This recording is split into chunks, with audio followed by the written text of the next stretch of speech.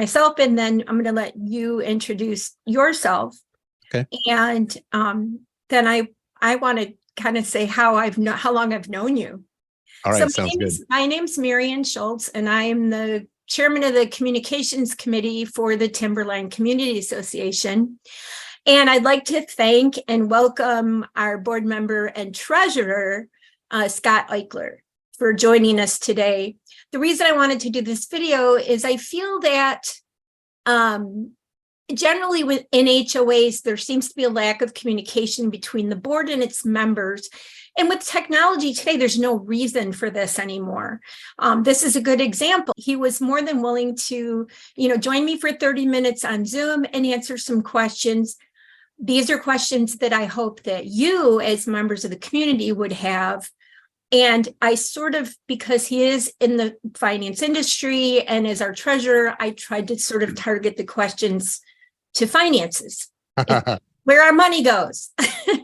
So, Scott, I want to say welcome again, and thank you for offering to do this. Tell us a little bit about yourself and how long you've lived here in Timberline, and why did you come back and purchase your parents' home to raise your own family in? Yeah, so I have I've lived in Timberline since I was 2. I'm older now, just a little bit older than 2 at this point. No, but I've lived or been around Timberline for 44 years now, which is crazy to think about. So I've watched Timberline change, but also stay the same in a lot of ways. We've watched a lot of families come and go through the years. And about 5 years ago now, I bought my parents' house. And a big reason for that, one of the big reasons for that, is I was able to keep my parents' old tax basis, which is nice. That saved me a lot of money every year. But also, we knew that the area had, good services. It had the big open spaces with the trees. It had the pool. It had, we knew where everything was. I've lived in Southern Orange County my whole life. So I know where everything is. There's some level of comfort to just doing the same thing day in, day out, and not having to relearn an entire new area. So that was another reason that we wanted to buy. We wanted to own something up to that point. We had been renting, and my parents decided to move up to Oregon, and we decided, well, now's a good time to jump in. And so, we had all the pieces there. We had been blessed with all the pieces to be able to buy the house. So we did buy the house. Yeah, it ended up being a great choice, especially since I knew most of my neighbors the day I moved in, which was a huge plus. How long have we known each other, Maryanne? We bought the house in 93, so more than 35 years. So right? Since I was like 17 or 16. Yeah, you were in high school. You were playing a lot of basketball. I remember that, you and your brother. I do remember that. I remember playing with your son a little bit. Yeah. Oh, my kids would escape and run down to see you and your brother. I'd be like, oh, where are the kids? Oh, they must have run down to Eichler's. They must be playing basketball. Kenny's got to go down there. So funny. So funny. Well, you're not alone, because there's several other people who their children have purchased in here. And I've asked them, what would make you want to come back to the same neighborhood? And it's the happy memories they had. It's not only the convenience of being close, but it's, to their parents, but it's the community, the sense of community that they miss. Yeah. All right. Well, I'm going to just get right into this, because like I said, you did tell me 30 minutes. So, and I tend to talk too much. So, we just got a new tot lot here. We waited a year for that. And it costs quite a bit more than I think anybody anticipated. And we're also in the process of changing landscaping companies, which the 1st of April, correct? That contract kicks in. Yep. A couple more days. And by the way, for those who don't know you, this is his first year on the board. So he's been with us almost a year now. So what's next? I mean, as far as, let me read my question. I put, it seems our main concerns are the day-to-day maintenance of the common areas. That includes the trees, the plants. How are we going to keep the hillsides from sliding away? especially with this rain. I don't think anybody Oh my gosh. anticipated that. We also have a pool that's more than 35 years old. Yeah. And we've dumped a lot of money into that to maintain it. Is it time to start over? And I guess my question is, those seem to be the two things. Where do we spend the money? How do you, as the board, choose when there's little communication with the members here as to what their priorities are? Because you represent them, but it's hard to represent people that don't talk to you. Yeah. I would say that's our biggest challenge right now, is all of the changes that we're looking at doing, or not really changes, and I'll get into those in a second, but our real challenge is understanding, what does the community want? Like, Scott knows what he wants, and Joe knows what he wants, and the board members know what they think is right for the community. But we also know that sometimes our viewpoints don't line up with everybody in the community. And of course, we want to spend the money responsibly. And the nice part is you do have 5 board members that really do want to spend the money responsibly and in a way that really benefits the community overall. But we also struggle because we know that sometimes our vision doesn't line up with that of the community. And thankfully, you guys have voted for us and brought us in, which is wonderful. But honestly, going to board meetings and having no neighbors there is tough, because you want to serve those people and you're essentially doing it blind. It's like driving with your eyes closed. You'll get somewhere eventually, but there's probably going to be some mayhem along the way. But going back to your first question, Maryanne, about what are we looking to do next? The next part, so we've put in the tot lot. That's great. A lot of our focus is just going to be getting back to a good standard. One of the things we really lost with the last maintenance company was we didn't have a good standard. We didn't ever get to a point where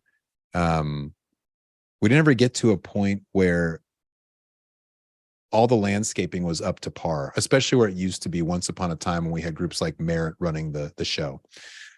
So from our standpoint, we just want to see the landscaping get back to where it was, and have a community where we don't have weeds that are too big, or we don't have plants that are overgrown or looking out of place. And that's where we're really focused on right now. I would say the next step past that really is the pool, because the pool is kind of the one big service thing that everybody in the neighborhood recognizes. The pool, to my knowledge, really hasn't been replaced, serviced, anything in the life of the community, which I believe dates back to 1977. And so we've essentially got 50 years out of that pool.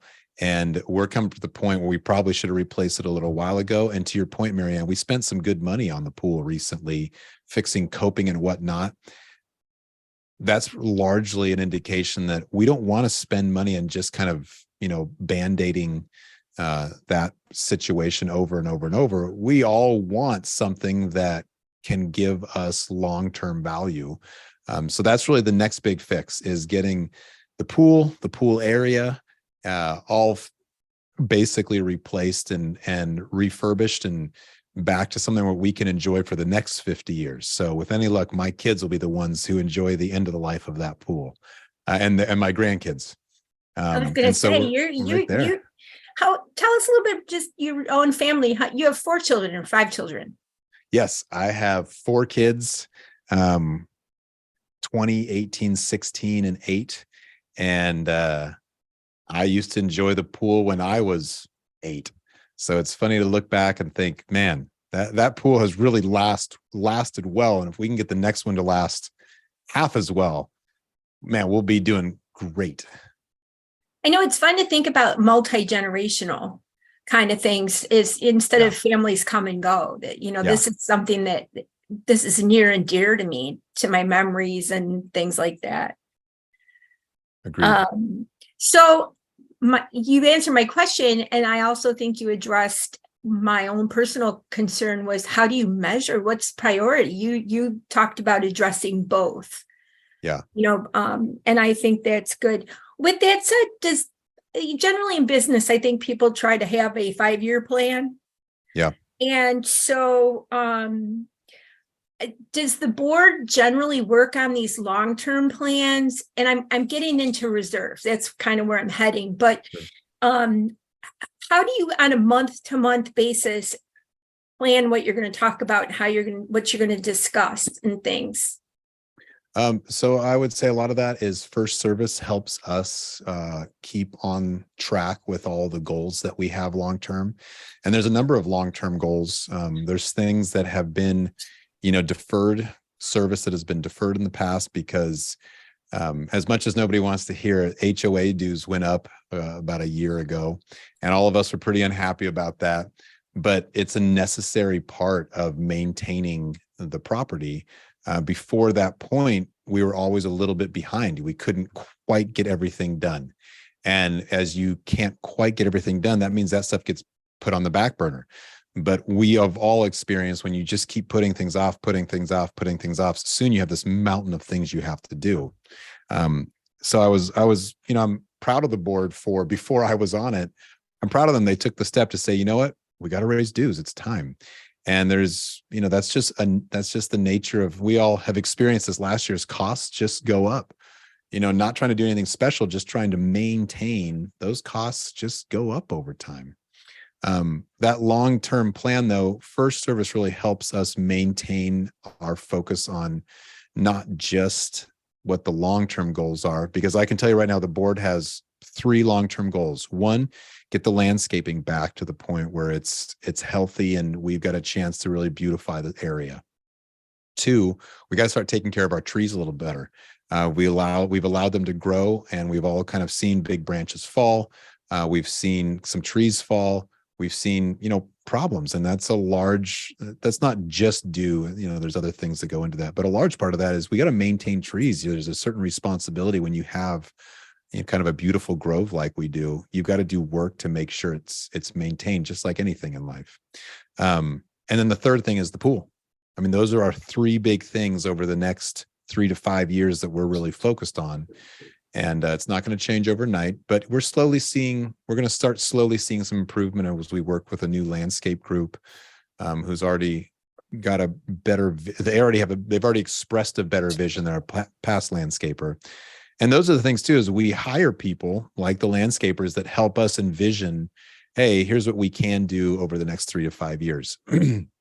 So you have these different groups. We'll just use the landscaper as one, who come in and say, here's what we see for the next 3 to 5 years. Then we help First Service goes, okay. And they give First Service an action plan. Here's the things we're going to be doing over the next 36 months. And then First Service helps us remember, here's all the things that you need to do and keep on track. And, there are parts of that is the reserve study that you mentioned, Maryanne. And it's all those different pieces that you bring together. But First Service has been a big part of helping us kind of maintain focus. You can go to the next question. My next question is planning for the future and reserve funds. I'm not a financial person. That's why I work in communications. Sure.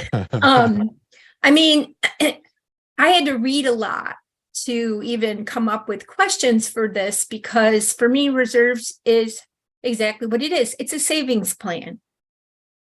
Yeah. And just as you, as an individual, you have to save for retirement, you have to plan for the future with an HOA as well. Yeah. I read this today. It says an HOA reserve fund is a savings or investment plan for funds set aside to cover future repair and replacement costs for common area features and amenities. The fund is replenished each month through a portion of the HOA dues paid for by the homeowners, which is a great response to where does my money go? Yeah. Could you explain, though, however, what is a reserve study? Sure. I'm going to compare it to somebody's house, just because hopefully that'll give an analogy that people can kind of really latch on to. So when we look at our house, imagine you had a reserve study done in your house. What you would do is you'd have a professional come in. They'd look at your stucco. They'd look at your windows. They'd look at your roof. They'd look at your the foundation and the sidewalks and everything else. They would look at your furniture and your TV and your kitchen appliances, things like that. And they would go through, and for each one of those things, they would say, hey, this stucco is in great shape. We think it'll last at least another 10 years. All right. And if you know you have to restucco your house in 10 years, and you know what the cost of restuccoing the house is, you can then say, oh, you know what? Every month, I'm going to have to save $27.30 so that 10 years from now, I can replace the stucco. And the nice part is with reserve studies, there's things that we know we're going to have to replace in time. A good example of that are all the sidewalks, all the pink paths throughout the area. So the pink paths, they've worn down a little bit, and their useful life, they are past what we call their useful life, which means they need to be replaced pretty soon. However, the board has looked at it and said, okay, as the pink paths go, where are they in the priority scale? Well, they'll hold up for another 5 years. So should they be in our 5-year strategy? And I think for the most part, we've said, sans an emergency, no, they don't. It's not something we need to go after right now. But the board is recognizing like, hey, things are aging. And whereas things that my parents never thought about, like the pink paths, I do have to think about, because at a certain point in my life owning that house, they're going to have to get replaced. So that's what a reserve study is for, is to go through and look at all the different assets in the community, all the things that we all own communally. We have to look at and say, hey, when are these things going to wear out? When should we just about decide when to replace them? Let's go through and replace them. And, then you have to start, you can't just look at it blindly though. And I'll give you an example. So one of the things that the reserve study says we should replace right now are the barbecues. And they're saying that to replace the barbecues, it's going to cost $10,000. However, the board looks at it and says, well, we're not going to do that this year because we plan on, hopefully replacing the pool and all the pool, the pool deck and the trellis system and the bathrooms. We plan on replacing all that in about 2 years. So we're not going to replace the barbecues right now because we know that we're going to replace the barbecues in 2 years. We just have to stretch them out through one more summer, maybe 2 more summers, and then we're going to start fresh. But a reserve study gives you guidance and says, hey, look, this is at the end of the useful life. Then what we can do is we can take all those assets, all the useful life, and we can figure out, hey, each homeowner needs to save about $130 every month in order for us to be on track to replace these things in a reasonable time frame. And so then we go through and, with the budget, I would say about half goes to reserves and half goes to operations. So trust me when I say you're not investing essentially $230 in the community every month for pool chemicals. You're investing that money with the knowledge that, hey, at a certain point, we're going to be using that money to make sure that the community stays nice. And the reason you want that, the real reason you want that is 10 years from now, when someone comes to buy your house and they walk into a community that's shipshape, has everything repaired, everything looks to be in good order and good shape, you get more value for your house. For years, our community was neglected, not by this board, but by other boards, and not just other boards, but they were influenced by outside forces to say, hey, let's keep the values of the community low so that we can easily sell homes. This board is focused on, we want to maximize the value of your homes. I want your house to be worth as much as I can. And in order to accomplish that, I need to make sure that things like the pool are looking nice, like the sidewalks are looking nice, that our volleyball court is looking good. And in order to do that, we got to make sure that our reserves are in a place where when it's time to replace a volleyball net or a pool, we can do it. That we're not looking at it going, oh gosh, we can't do that for another 5 years. We don't have any money. So a tough job of the board is to say, yeah, we see the reserve study. We got to meet that number so that we don't lose value in our homes. As God forbid that we get a crack in that pool. Can all of you imagine what it'd be like if we had a community pool that had a crack and was empty? You would all be infuriated. I'd be infuriated. And so it's things like that, making sure that we have enough money in the coffers to replace things as they need to be replaced.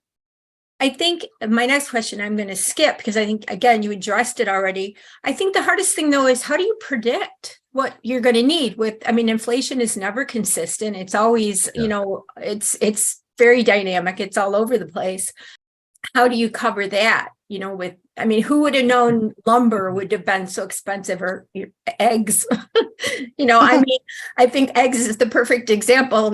Or gasoline, Yeah. you can't really predict the level of inflation. And so do you look at historically, or is that how you address that? So in the reserve study, they will pick a number, you got to remember, it's a long-term inflation number, Maryanne. So they'll pick right now ours picks a 3% inflation number. If we go back 10 years, inflation's been running about 2.27%. So we've been under what the typical inflation rate is for the last 10 years. However, to your point, in the last year, inflation has become a very real thing to everybody.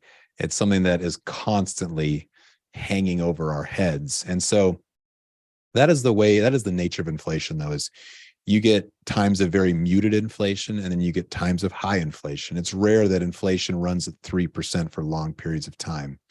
But in a reserve study, we're looking at things that are 30 years out. So I'm worried about long-term inflation more so than I am the short-term effects of inflation. And that's the point of these studies, is in these studies, they take into account the fact that inflation will likely average 3% for, the next 20 years. And that's the number that they, will put in there. And that's part of our calculations for how much do we put into reserves, is because I recognize I'm not going to need the money today.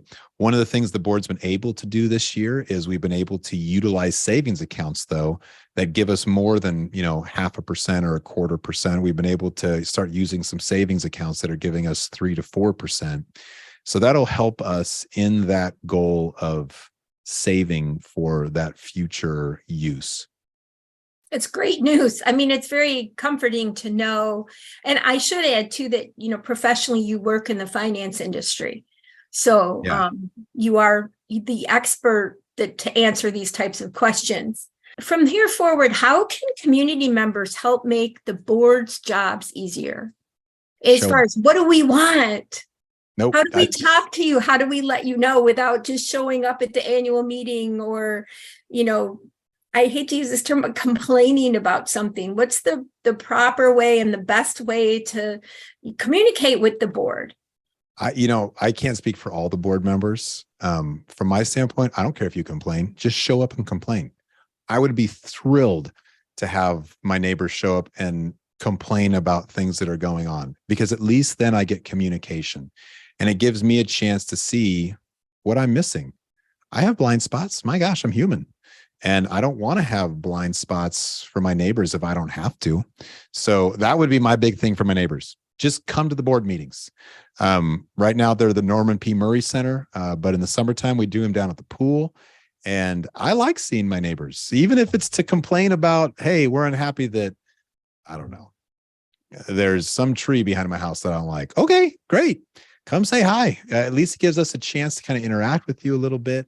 And, before meetings, it's nice to have somebody there to chat with them, just to share stories, not even to talk about board stuff, but just to be neighbors. So the other side too is there's this lovely gal named Maryanne who runs a lot of community events. Show up to the community events. Complain to me there. That's okay with me too. I just am happy to be able to speak with you and find out where you are. I don't have any, I recognize I'm not perfect. We're going to screw things up, and sorry. And we'd like to make them better and make the community as good as possible. And if you have a different vision than us, we want to know what your vision is. We spend a lot of time thinking about it, and we're thrilled to find out that our neighbors are also spending a lot of time thinking about it. That's wonderful. And I agree with you 100%. I think attending board meetings I just started a year ago, and so I look forward to it. It's become, having a more in-depth understanding of, where things are going, where things have been in the past, understanding things with far more depth than I did before. Although I think everyone has a reason that they're busy. But, and I'm old, so I can, I try so hard not to say, well, back in the 80s or back in the 90s, but communication is always going to be very important. And like you said, show up. My communications are, email, Maryanne, our property manager. But board members are not unapproachable, my friends. They do want to talk to you. They do want to know the things you want. This is why we're doing this today. So my last question for you is, in your opinion, what's the best way? And you already said meetings, the best pipeline. I'm going to use that term because it's two-way communication between the homeowners, the board members, the management company, and, so everybody's communicating and that pipeline is open and it's going in two directions. I would say the way that I communicate, it's a tough one, Maryanne, because I know everybody communicates a little bit differently. I had Joe George, super good. Dan Bransell, always good about letting me email them. Connie too. They had always been good about letting me email them, and they were pretty good to communicate, shoot something back. I'd always say, if you have it kind of depends. If you just are like, hey, I hate trees, that's probably something to tell me, because that's a long-term thing. If you have a short-term immediate need, Brianna over at First Service is going to be your girl. She is an amazing communicator, very adept at replying, and good at problem solving too. But if you have long-term vision stuff, or you have questions like that, that's really good for the board. If you're like, hey, where do we go to get an architectural submittal form? That's Brianna. She'll get you what you need. So it kind of depends on what kind of communication you have.